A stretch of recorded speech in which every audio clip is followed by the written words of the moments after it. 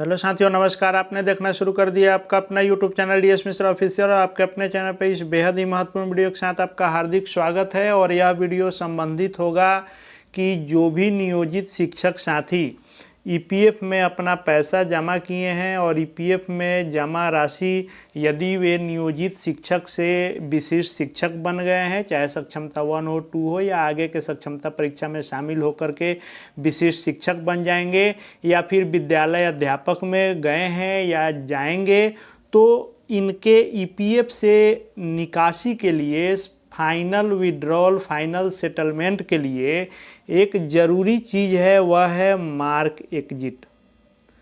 और mark exit जो है, जब तक आप नहीं करेंगे तब तक आपका फाइनल सेटलमेंट नहीं होगा। तो इस वीडियो में हम देखने, जानने, समझने वाले हैं स्टेप बाय स्टेप कि आखिर यह मार्क एग्जिट का लफड़ा क्या है और मार्क एग्जिट किनके द्वारा किया जाएगा, कब किया जाएगा और इसको कैसे किया जाता है। इन सबसे संबंधित पूरी जानकारी आपको इस वीडियो में मिलेगी, तो वीडियो खास होगा। अंत तक मेरे साथ बने रहेंगे और यदि चैनल से अब तक नहीं जुड़े होंगे तो चैनल को सब्सक्राइब करके बेल आइकन को प्रेस जरूर कर लेंगे, ताकि आगे भी शिक्षा विभाग, शिक्षकों से संबंधित हर महत्वपूर्ण वीडियो की जानकारी आप तक पहुँचती रहे। तो पहले जो नियम था कि ईपीएफ में जो मार्क एग्जिट करने का, तो वह था एम्प्लॉयर के पास, यानी जो आपका नियोक्ता होता था वह आपका मार्क एग्जिट करने का अधिकार रखता था जब आप नौकरी छोड़ते थे। तो अब यह अधिकार ईपीएफओ ने कर्मचारी को भी दे दिया है। अब कर्मचारी स्वयं से भी मार्क एग्जिट कर सकते हैं और उसके प्रोसेस को हम लोग देख रहे हैं कि कैसे करना है, कब करना है, क्या सावधानी बरतनी है। आइए उसको हम लोग जानते समझते हैं। तो सबसे पहले आपको ईपीएफओ के ऑफिशियल वेबसाइट पर जाकर अपना लॉगिन करना है, अपना यूएएन नंबर और अपना कोड इत्यादि डाल करके, और आपको साइन इन करना है। और जैसे ही आप इस पर अपना लॉगिन करेंगे, आपके सामने जो यह पेज आएगा, इस पेज में यहाँ पर आपका यूएएन नंबर, नाम इत्यादि रहेगा, यहाँ आपका डिटेल रहेगा। यहाँ पर कई ऑप्शन आएंगे आपको, होम रहेगा, व्यू रहेगा, मैनेज रहेगा, अकाउंट रहेगा, ऑनलाइन सर्विस रहेगा, ये सब करके आएगा। इसमें आपको क्या करना है कि पहले आपको व्यू वाले पर क्लिक करना है। जैसे ही आप व्यू पर क्लिक करेंगे, आपके सामने ये सारे ऑप्शन दिखाई देने लगेंगे। इन ऑप्शन में से आपको सर्विस हिस्ट्री वाले ऑप्शन को चुनना है।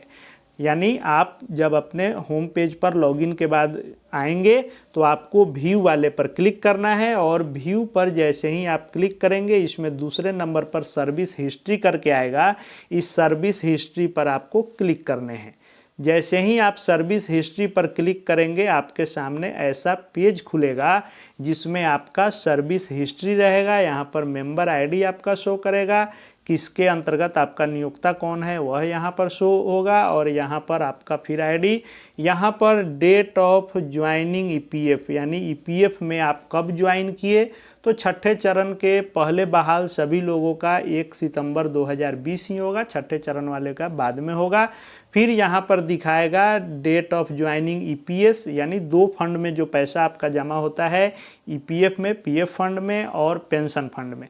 तो पेंशन सिस्टम के अंतर्गत आप कब शामिल हुए, तो ये दोनों डेट सेम रहेगा, 1 सितंबर 2020 और 1 सितंबर 2020। अब यहाँ 2 चीज़ और आपको दिखाई देगा, डीओई ईपीएफ और यहाँ दिखाई देगा डीओई ईपीएस। या डीओई क्या है, तो यह है डीओई मतलब हो गया डेट ऑफ एग्जिट।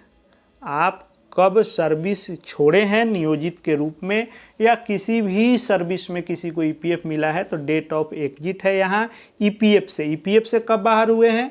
बहुत सारे लोग ईपीएस से बाहर होके ईपीएस में रहते हैं पेंशन के लिए, तो फिर यहाँ डेट ऑफ ईपीएस, दोनों में एक साथ आप बाहर हो रहे हैं तो दोनों डेट सेम होगा। तो डीओई जो यहाँ है आपको, वह हो गया date of exit EPF, date of exit EPS. यहाँ पर नॉट अवेलेबल, और नॉट अवेलेबल का अर्थ यह है कि अभी एग्जिट का इसमें डेटा नहीं भरा हुआ है।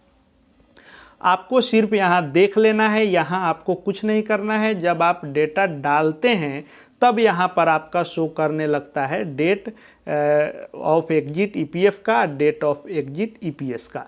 यह कैसे आएगा, आइए इसको हम लोग देखते हैं।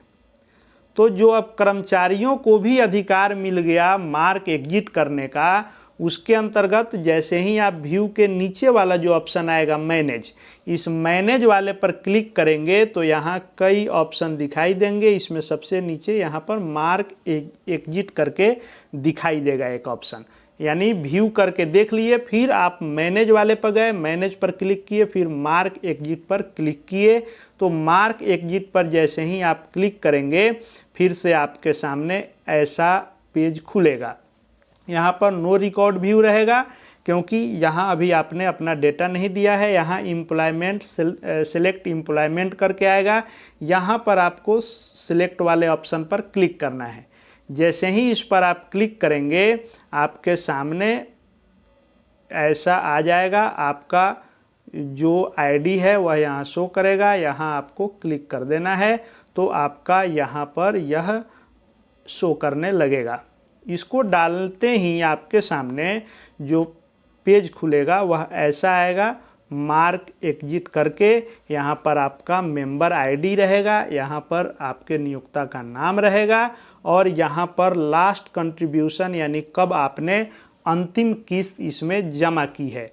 तो जो सक्षमता 1 वाले हैं उनका दिसंबर 2024 अंतिम महीना हुआ और जो लोग सक्षमता 2 वाले हैं वे उनका मार्च में ज्वाइनिंग हुआ है तो फरवरी 2024 होगा। आपको ये देख लेना है कि जब तक आप जिस महीने तक नियोजित शिक्षक के रूप में नौकरी किए हैं तब तक आपका उस लास्ट महीने तक यहाँ शो करना चाहिए और हर महीने का पैसा आया है कि नहीं एक बार ज़रूर आप कंफर्म कर लेंगे। आप यहाँ से भी देख सकते हैं या फिर उमंग ऐप के माध्यम से भी अपना पासबुक देख सकते हैं। उसके लिए आवश्यकता अनुसार अलग से फिर वीडियो मेरे द्वारा लाए जाएंगे। यहाँ पर आपका पूरा डिटेल शो करेगा, डेट ऑफ ज्वाइनिंग ईपीएफ वहीं 1 सितंबर 2020, डेट ऑफ ज्वाइनिंग ईपीएस 1 सितंबर 2020 ही रहेगा। यहाँ पर आएगा सेलेक्ट डेट ऑफ एग्जिट, यही है आपका मार्क एग्जिट और यहीं पे आपको डालने हैं अपने सर्विस को छोड़ने का डेट। अब यहाँ पर मार्क एग्जिट आप स्वयं से भी कर सकते हैं। इस पर आप सिलेक्ट करेंगे तो सिलेक्ट करने के बाद आपके सामने आएगा ऐसा एक कैलेंडर और इसमें आपको सिलेक्ट करना होगा। तो जैसे मान लीजिए जो लोग सक्षमता प्रथम में आए हैं विशिष्ट शिक्षक बन के और यदि 1 जनवरी 2025 को आपकी ज्वाइनिंग हुई है तो आपका यहाँ पर डेट ऑफ एग्जिट हो जाएगा, एग्जिट आप किए 31/12/2024 को सक्षमता 1 वाले। और सक्षमता 2 वाले मान लीजिए यदि आप 1 मार्च को ही कर लिए हैं तो आपका हो जाएगा 28 फरवरी 2025। यदि मान लीजिए किन्हीं साथी ने सक्षमता 1 में 1 को नहीं किया होगा, 2, 3, 4 किए होंगे तो उसके एक दिन पहले वाला, फिर 2 में 1 मार्च को नहीं करके 2 मार्च 3 मार्च को किए होंगे तो उसके एक दिन पहले वाला डेट आपको इस कैलेंडर में से सिलेक्ट कर लेने हैं। जैसे ही आप डेट को सिलेक्ट करेंगे आपके इस वाले पेज में वह शो करने लगेगा और उस डेट को सिलेक्ट करने के बाद आपको क्या करने होंगे, यहाँ पर आपको फिर उसी को रीसिलेक्ट यानी वेरीफाई करेगा कि किसी प्रकार की गलती नहीं होनी चाहिए। गलती होने पर क्या होगा उस पर भी बात मैं करने वाला हूँ। तो जो डेट आप यहाँ सेलेक्ट किए वहीं फिर रीसिलेक्ट कर रहा है क्योंकि कन्फर्म करेगा कि आपने कोई गलती तो यहाँ पर चुनने में नहीं कर दी है।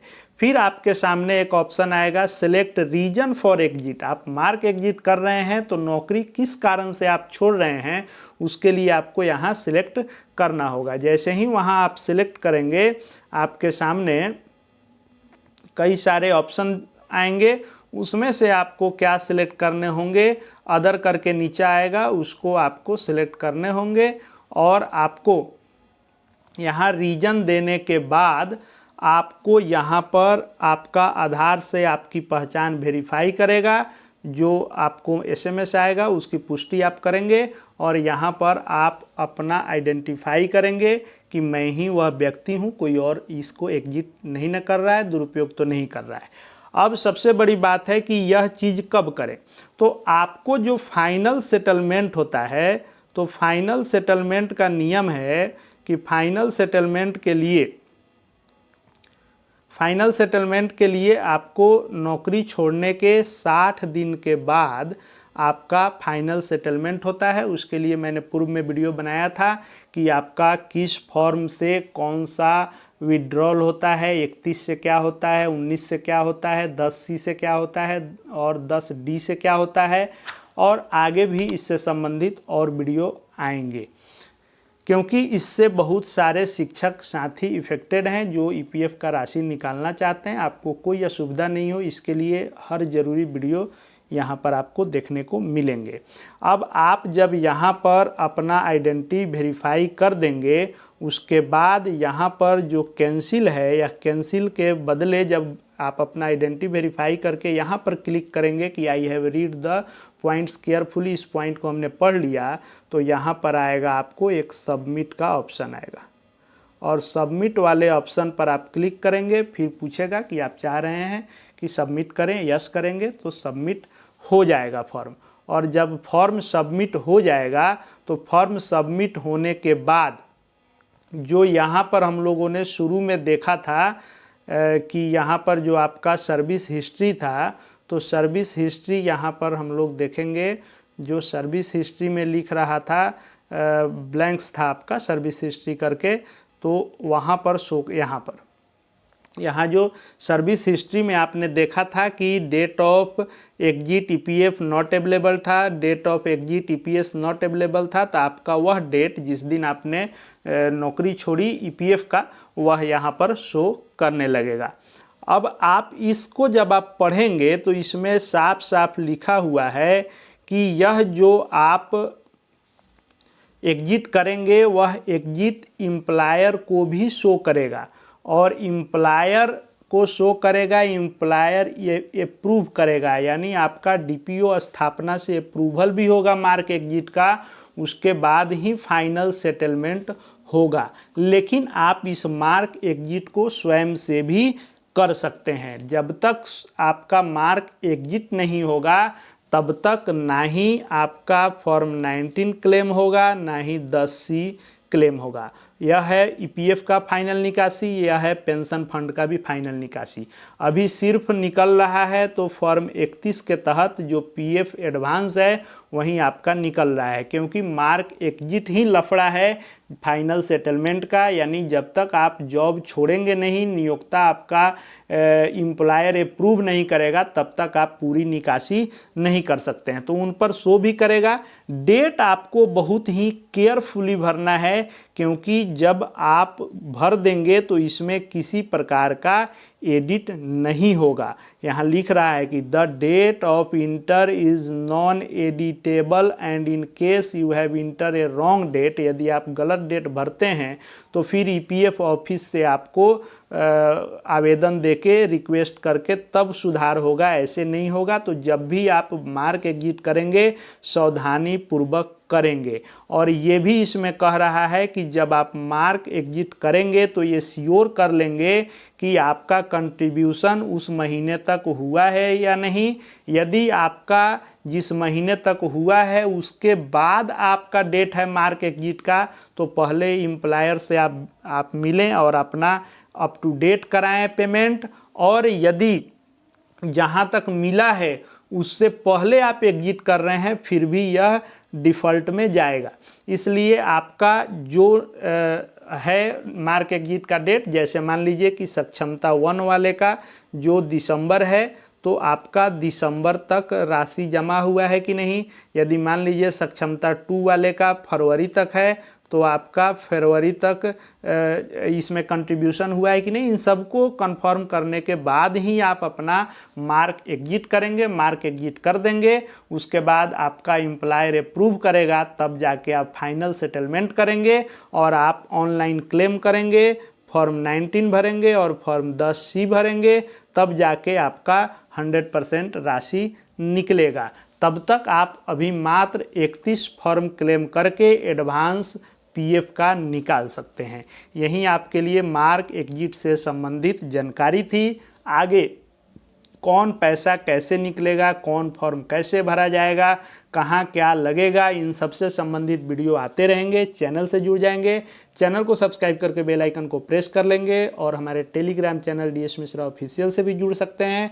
वहाँ शिक्षा विभाग के हर अपडेट आपको मिलते रहेंगे। इस वीडियो को देखने के लिए आपका बहुत बहुत धन्यवाद।